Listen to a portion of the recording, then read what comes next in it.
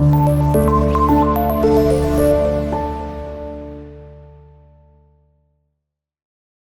वालेकुम class, this is me Ghulam Nabi, your biology teacher. Okay dear students, आज जो topic start करने जा रहे हैं class 11 subject biology chapter number 3 cellular and sub cellular organelles. उसका जो आर्टिकल है वो है न्यूक्लियस। प्रीवियस टॉपिक में हमने पढ़ा था साइटोप्लाज्म और उसके अंदर कुछ प्रेजेंट जो है ऑर्गेनेल्स के बारे में डिस्कस किया था। तो उन्हीं में से एक प्रोमिनेंट स्ट्रक्चर होता है जिसको क्या बोलते हैं, न्यूक्लियस। तो आज न्यूक्लियस को डिटेल के अंदर डिस्कस करेंगे। तो स्टूडेंट्स सबसे पहला पॉइंट है जी, जो प्रोमिनेंट न्यूक्लियस होता है वो प्रेजेंट होता है किसके अंदर, यूकैरियोटिक सेल्स में। यूकैरियोटिक सेल्स में हम बार बार ये बात डिस्कस कर चुके हैं कि न्यूक्लियस प्रोमिनेंट होता है क्योंकि उसके बाहर क्या चीज मौजूद होती है, न्यूक्लियर इन्वेलप। लेट्स सपोज ये डायग्राम है सेल की, ये उसके अंदर न्यूक्लियस है और बाहर वाली साइड पर क्या है, उसके न्यूक्लियर इन्वेलप। और ये न्यूक्लियर इन्वेलप इस न्यूक्लियस को यूकैरियोटिक सेल के अंदर विजिबल कर देते हैं। सो अगर हम लोकेशन की बात करें तो एनिमल सेल्स के अंदर ये जो न्यूक्लियस होता है ये बिल्कुल सेंट्रल रीजन में पाया जाता है, जबकि प्लांट सेल के अंदर क्योंकि लार्ज वैक्यूल होते हैं, ठीक है, वैक्यूल का साइज बड़ा होता है, तो वैक्यूल की वजह से जो न्यूक्लियस है वो जरा साइड के ऊपर पुश कर दिया जाता है, ठीक है। तो ये दोनों की लोकेशन है एनिमल सेल्स के अंदर भी और प्लांट सेल के अंदर भी। सर उसके बाद है कि न्यूक्लियस जो होता है स्फेरिकल फॉर्म में होता है, मतलब उसकी जो शेप है वो राउंड होती है। और अगर हम बात करें कि यूकैरियोटिक सेल का जो टोटल वॉल्यूम होता है ना, तो एक स्फेरिकल जो न्यूक्लियस है वो उस पूरे यूकैरियोटिक सेल के वॉल्यूम का अबाउट 10% ऑक्युपाई करता है। मतलब एक यूकैरियोटिक सेल 100% उसका वॉल्यूम है तो उसका 10% वॉल्यूम स्फेरिकल न्यूक्लियस ने ऑक्युपाई कर लेना है। सर उसके बाद है न्यूक्लियस किस तरह से काम करता है। अगर हम इसके फंक्शन की बात करें तो आपकी बॉडी का जितना भी या सेल का जितना भी जो भी इंफॉर्मेशन है वो उसकी प्रोसेसिंग कहां पर होनी है, न्यूक्लियस के अंदर, ठीक है। और दूसरा ये एडमिनिस्ट्रेटिव सेंटर भी है, यानी कि एडमिन के तौर पे भी काम करता है। बहुत ज्यादा सेल के अंदर जो फंक्शंस है उनको कंट्रोल करने का काम भी न्यूक्लियस के।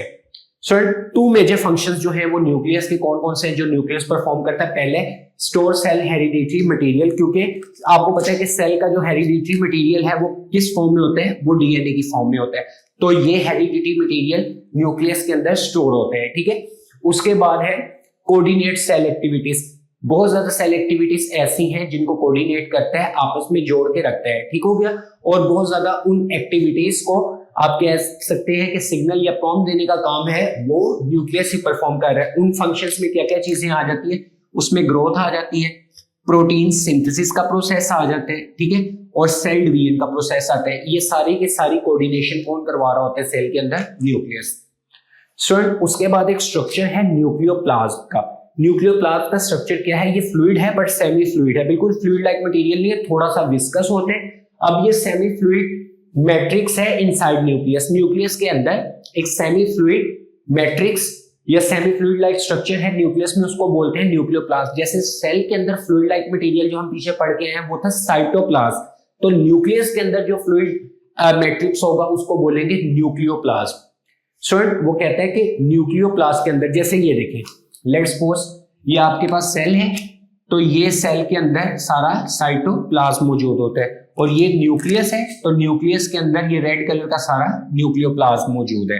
अब वो कहते हैं कि न्यूक्लियोप्लाज्म के अंदर जो न्यूक्लियर मटेरियल या हेरिडिटरी मटेरियल होता है वो किस फॉर्म में होता है, क्रोमैटिन की फॉर्म में। और वो क्रोमोसोम कब बनता है, ड्यूरिंग सेल डिवीजन। अब आप देखिए यहां पर वो ये बात करना चाह रहे हैं कि जो हमारे पास सेल के अंदर न्यूक्लियर मटेरियल है वो क्रोमैटिन सिर्फ लूज थ्रेड लाइक स्ट्रक्चर्स होते हैं, जैसे इस तरह से टेंगल्स ऑफ फाइबर्स बने होते हैं, ठीक है, वो क्रोमैटिन का स्ट्रक्चर है। जब सेल डिवीजन होनी होती है, ठीक है, तो उस टाइम पे वही न्यूक्लियर मटेरियल जो क्रोमैटिन की फॉर्म में होता है वो कंडेंस हो जाता है, ठीक है, और कंडेंस होके कौन सी फॉर्म बना देते हैं, वो बना देते हैं क्रोमोसोम की फॉर्म, ठीक है।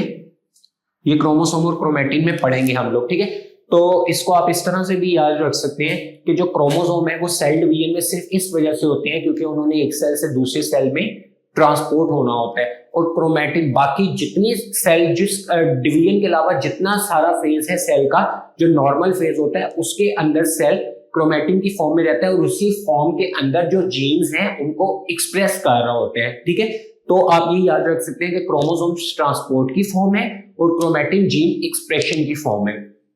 सो उसके बाद है न्यूक्लियस के अंदर एक से ज्यादा न्यूक्लियोलाई हो सकते हैं विच सिंथेसाइज राइबोसोम्स। अब देखिए, लेट्स सपोज ये सेल है, ये सेल के अंदर न्यूक्लियस है, न्यूक्लियस के अंदर भी एक डार्क स्टेन स्ट्रक्चर होता है, उसको बोलते हैं न्यूक्लियोलस। सिंगल हो तो न्यूक्लियोलस और अगर ज्यादा सारे हो तो न्यूक्लियोलाई। और इस स्ट्रक्चर का काम क्या होता है, जो न्यूक्लियोलाई या न्यूक्लियोलस का स्ट्रक्चर है, इसमें राइबोसोम्स को सिंथेसाइज करने हैं, ठीक है। और राइबोसोम्स को सिंथेसाइज करने, और राइबोसोम आगे से पता है कि जब राइबोसोम सिंथेसाइज हो जाते हैं तो आगे से प्रोटीन की सिंथेसिस करते हैं। तो बेसिकली न्यूक्लियोलस राइबोसोम बनाने की फैक्ट्री है, ठीक है, और प्रोटीन बनाने की फैक्ट्री फिर राइबोसोम बनते हैं। तो ये था जी स्ट्रक्चर न्यूक्लियोप्लास्ट का।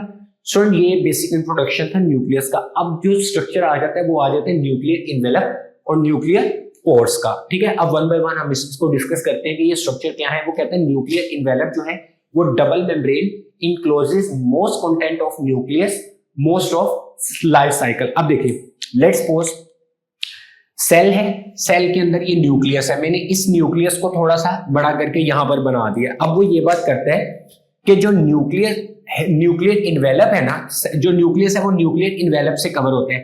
तो न्यूक्लियर इन्वेलप बेसिकली क्या है, nuclear envelope double layer membrane है। डबल लेयर का मतलब है उसकी दो लेयर्स बनती है। अब यहां पर ये दो लेयर्स आपको बनी हुई नजर आ रही होंगी। ये देखें, ये जो लेयर है ये आउटर लेयर है, ये अंदर वाली जो लेयर है इसको इनर लेयर बोलेंगे। तो डबल मेम्ब्रेन हो गई।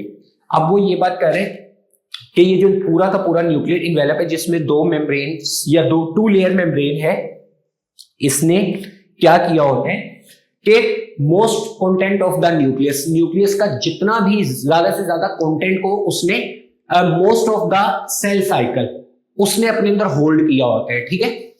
अल्टीमेटली लाइफ टाइम होल्ड नहीं करता, क्योंकि जब सेल डिवीजन होती है उसमें न्यूक्लियस भी डिवाइड करता है, ठीक है। उस टाइम पे न्यूक्लियर इन्वेलप तो डिसइंटीग्रेट हो जाता है, उस वक्त ये होल्ड करके नहीं रखेगा, but most of the life cycle ये उस न्यूक्लियर कंटेंट को अपने अंदर होल्ड करके रखता है। कौन? न्यूक्लियर इन्वेलप, जो कि डबल मेम्ब्रेन या डबल लेयर मेम्ब्रेन है।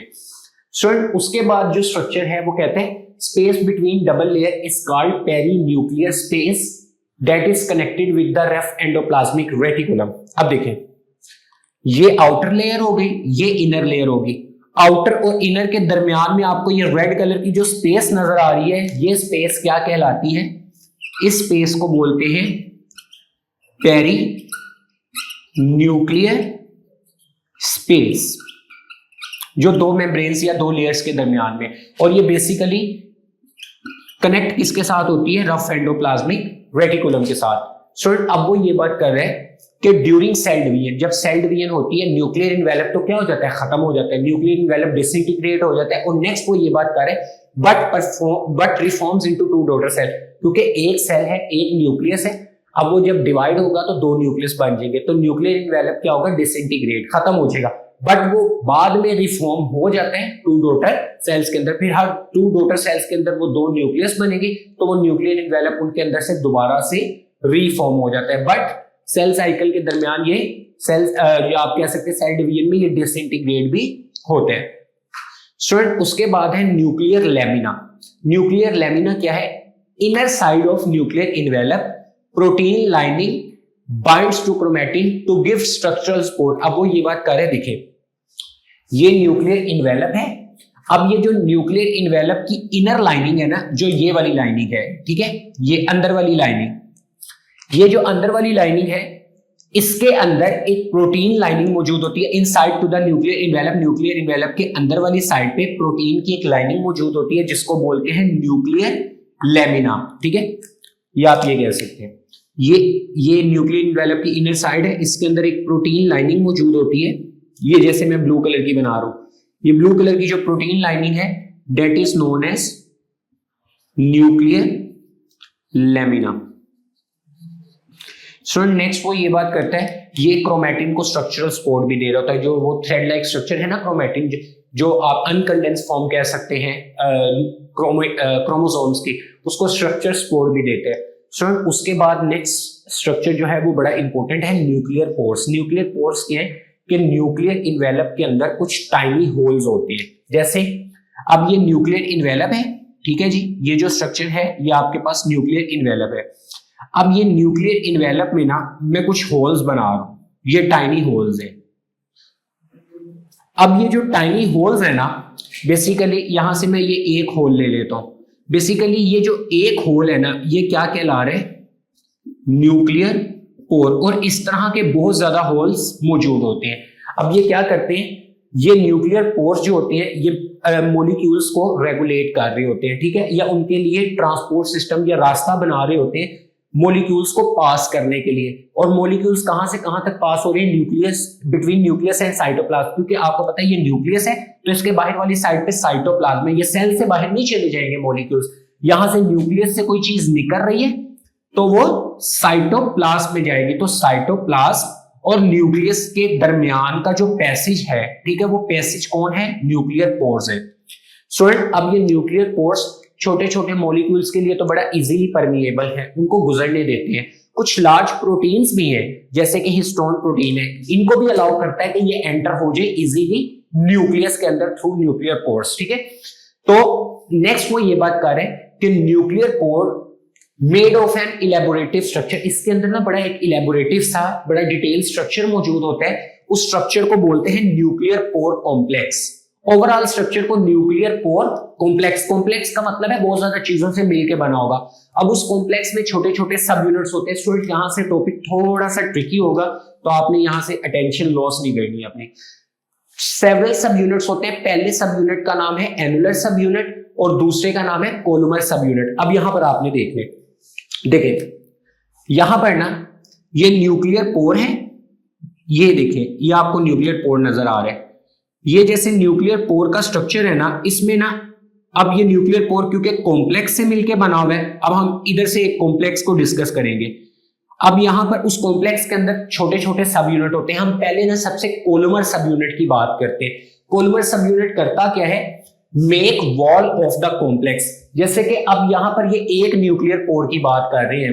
अब इस न्यूक्लियर पोर में ये एक कॉम्प्लेक्स है। अब देखिए इस कॉम्प्लेक्स की जो वॉल है ना, दीवार है, वो कौन बना रहा है, वो कोलुमर सब यूनिट बना रहा है, ठीक है। उसके बाद हम बात करते हैं एनुलर सब यूनिट की। अब देखिए जैसे ये पोर है, यहां पे वॉल उसकी बना रहा था जी कौन, कोलुमर सब यूनिट। अब देखिए अंदर वाली साइड पर ना, इनसाइड पोर, पोर के अंदर वाली साइड पर या कोलुमर सब यूनिट के अंदर वाली साइड पर जो स्ट्रक्चर होता है उसको बोलते हैं एनुलर सब यूनिट। और वो क्या कर रहा होता है, सराउंडिंग इनसाइड द पोर, पोर की वॉल्स बना रहा है जी कोलुमर सब यूनिट। उसके अंदर वाली साइड पर जो मैंने ग्रीन कलर का स्ट्रक्चर बनाकर दिखाया है, ये देखिए ये बाहर वाला स्ट्रक्चर था, जो वॉल्स बना रहा था ये कोलुमर सब यूनिट था। उसके अंदर वाली साइड पर ये जो ग्रीन कलर का स्ट्रक्चर बना रहा है जो पोर के अंदर वाली साइड पर है, ये है annular subunit. Student next है रिंग सब यूनिट। ये क्या करता है, attach to the outer side of columnar subunit. अब देखिए ये कोलुमर सब यूनिट है ब्लैक कलर का जो वॉल्स बना रहा है। अब कोलुमर सब यूनिट के बाहर वाली साइड पर ना, ये मैं रेड कलर से बना रहा हूं, जो स्ट्रक्चर होता है रिंग लाइक स्ट्रक्चर बनता है। ये देखिए इस तरह से ये रिंग लाइक स्ट्रक्चर बना रहे हैं कोलुमर सब यूनिट के बाहर वाली साइड पे, तो इसको बोलते हैं जी रिंग सब यूनिट। और लास्ट में आ जाता है ल्यूमिनल सब unit, anchoring pore complex into nuclear envelope. के न्यूक्लियर इन्वेलप के अंदर इस पूरे के पूरे न्यूक्लियर पोर कॉम्प्लेक्स को जकड़े रहने का या दरसा के रखने का जो काम है वो किसका है, ल्यूमिनल सब यूनिट। अब देखिए ये हो गया ब्लैक वाला कोलुमर, अंदर जो इनसाइड है एनुलर, बाहर ring like ring subunit. अब यहां पर आप लोगों ने गौर से समझना है, ये सारा न्यूक्लियर इन्वेलप है। अब इस न्यूक्लियर इन्वेलप के अंदर इस पूरे कॉम्प्लेक्स को जोड़ के या एंकर करने का जो काम है वो ल्यूमिनल सब यूनिट के। तो ये पूरा कॉम्प्लेक्स है। अब देखिए कॉम्प्लेक्स को इस न्यूक्लियर इन्वेलप के अंदर जोड़ने का या सीमेंट का जो काम है वो कौन कर रहा है, वो ल्यूमिनल सब यूनिट कर रहे हैं। तो स्टूडेंट ये था जी न्यूक्लियर पोर कॉम्प्लेक्स, ठीक है। बुक में इसकी तरह 3D डायग्राम बनाई हुई है, मैंने उसको 2D के अंदर आपको आसान करके बता दिए। स्टूडेंट नेक्स्ट है टिनी fibres usually extend from the complex. अब देखिए यहां पर ना होता भला क्या है, अंदर वाली साइड पर ना यहां से कुछ ना टिनी फाइबर्स, छोटे छोटे धागानुमा स्ट्रक्चर्स ना निकल रहे होते हैं अंदर वाली साइड पे, बाहर वाली साइड पर नहीं, अंदर वाली साइड पर। और वो क्या कर रहे होते हैं, टिनी फाइबर्स यूजुअली एक्सटेंड कर रहे होते हैं, फॉर्म द कॉम्प्लेक्स, वो उस कॉम्प्लेक्स को बना रहे होते हैं। Make a basket like structure on nuclear side of the complex, ठीक है। अब न्यूक्लियर साइड ये बाहर वाली नहीं है, अंदर वाली जो साइड है, यहां पर ये कुछ फाइबर्स निकल रहे होते हैं इस कॉम्प्लेक्स को पूरा करने के लिए, ठीक है। और ये जो फाइबर्स है ये एंड पर जाकर एक बास्केट लाइक स्ट्रक्चर के साथ बास्केट लाइक स्ट्रक्चर बना देते हैं, ठीक है। तो यहां पर ये सारे का सारा जो स्ट्रक्चर बन गया आपके पास, ये देखें बास्केट में ऐसे ही होता है ना, बास्केट में एक हैंग करने वाले कुछ आप कह सकते हैं रस्सियां लगी होती है, नीचे बास्केट बनी होती है। तो इसी तरह ये फाइबर्स निकल रहे होते हैं और अंदर वाली साइड पर न्यूक्लियर साइड के ऊपर बास्केट लाइक स्ट्रक्चर बन रहा होता है। तो ये सारे का सारा मिलकर पूरा एक न्यूक्लियर कोर कॉम्प्लेक्स बना देते हैं। तो ये स्ट्रक्चर था जी आपके पास न्यूक्लियर कोर का। तो dear student, that was all from today's lecture, that was nucleus, और उसके अलावा nuclear envelope and nuclear course. तो न्यूक्लियस का जो फर्दर टॉपिक है वो हम नेक्स्ट लेक्चर के अंदर डिस्कस करेंगे। Students, take care of yourselves. अल्लाह हाफिज।